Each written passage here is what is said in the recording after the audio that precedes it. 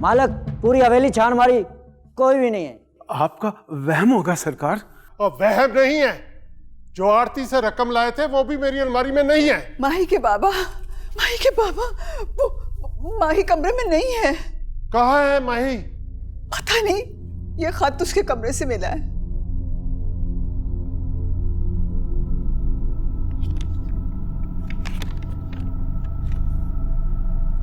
बाबा, आप मुझे पढ़ाने लिखाने के बावजूद भी मेरी शादी अपने दोस्त के जाहिल और गंवार बेटे चंदू के साथ करने पर बाजिद थे। आपकी इसी जिद और हठ धर्मी ने मुझे आपके घर की दहलीज पार करने पर मजबूर किया है। I am sorry.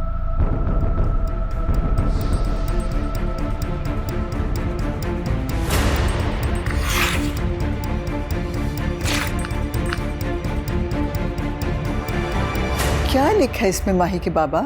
नाम मत लो मेरे सामने माही का। राख डाल गई है तुम्हारी लाडली मेरे सर में।